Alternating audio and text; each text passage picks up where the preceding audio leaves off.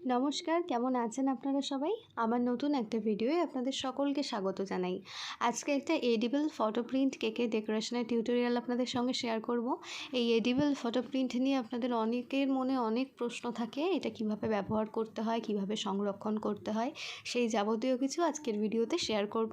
তাই একটুও স্কিপ না করে পুরো ভিডিওটা দেখার অনুরোধ রইল।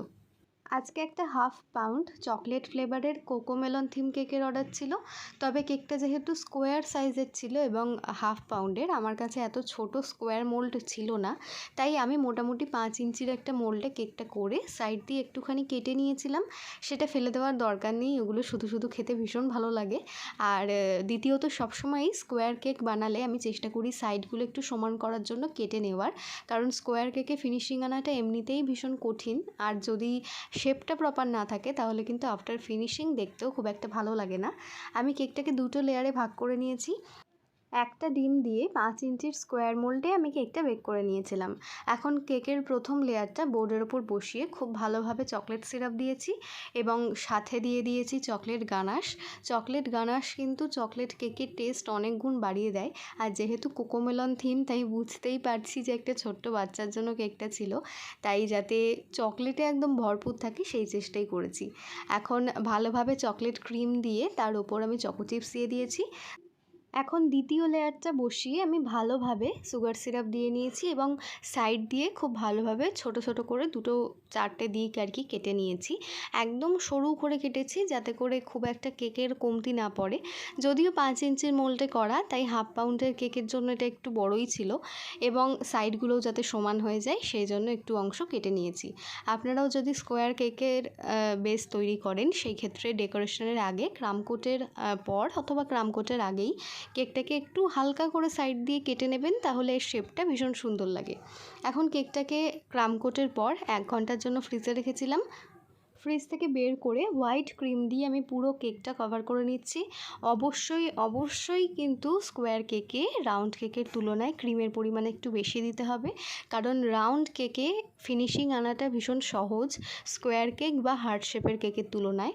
স্কোয়ার কেকের যেহেতু 4টে কর্নার থাকে, সেখানে কিন্তু ফিনিশিং আনাটা বেশ যথেষ্ট ডিফিকাল্ট, তাই জন্য ক্রিমের পরিমাণটা কিন্তু একটু বেশি ব্যবহার করতে হবে। এখন সাইডটা ভালোভাবে সমান করে নিয়ে তারপর আমি একটা ব্রাশের সাহায্যে প্যাটার্ন করে দিচ্ছি।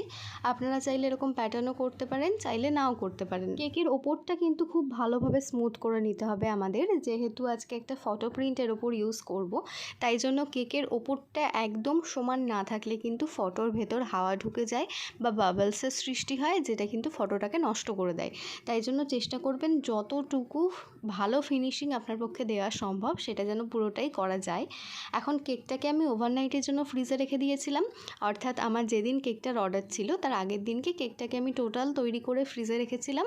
শুধুমাত্র কেকটা ডেলিভারির আগে আমি ফটোটা সেট করে ডেলিভারি করে দিই। এখন ছোট একটা ক্লোজ স্টার নজেলের সাহায্যে গ্রিন কালারের ক্রিম দিয়ে সাইডে কিছু ডট ডট করে দিচ্ছি। এই সেম স্টারগুলোই আমি ওপরেও করে দেব। এটার নজেলের নাম্বারটা আমার ঠিক মনে নেই, তবে একটা ক্লোজ স্টার নজেল ছিল। এখন ফটো প্রিন্ট ঠিক এইভাবেই কিন্তু আপনাদেরকে দোকান থেকে হ্যান্ড ওভার করবে। ঠিক একটা প্লাস্টিকের ভেতর র্যাপ করা থাকবে, সেই প্লাস্টিকটা কিন্তু ইউজ করার আগে পর্যন্ত কোনোভাবেই ওপেন করা যাবে না। ফটো প্রিন্ট কিনে এনে অবশ্যই সেটাকে রুম টেম্পারেচারে রাখতে হবে। 1 দিন বা 2 দিন আগে আপনারা এটা তৈরি করতে পারেন এবং তৈরি করার আগে মানে কেকের ওপর সেট করার আগে 1 ঘন্টার জন্য ফ্রিজে রেখে তারপর এটা ইউজ করতে হবে। আর হ্যাঁ, ফটো প্রিন্টে ইউজ করার পর কোনোভাবেই কেকটাকে আর ফ্রিজে রাখা যাবে না, দ্রুত ডেলিভারি করতে হবে। অনেকেই এর ওপরে নিউট্রাল জেল ইউজ করে থাকে, বাট আমি কখনো ইউজ করিনি, ইউজ না করেও আমার কোনো সমস্যা হয়নি। তো এই ছিল আজকের ভিডিওটা। আপনাদের কেমন লাগলো অবশ্যই কমেন্ট করে জানাবেন। যদি ভালো লাগে একটা লাইক করার অনুরোধ রইল। যদি ফেসবুক থেকে দেখে থাকেন প্লিজ আমাদের পেজটিতে লাইক করে দেবেন, আর ইউটিউব থেকে দেখে থাকলে সাবস্ক্রাইব করে পাশে থাকার অনুরোধ রইল। দেখা হবে পরবর্তী দিন। সকলে সুস্থ থাকবেন, ভালো থাকবেন। অনেক ধন্যবাদ।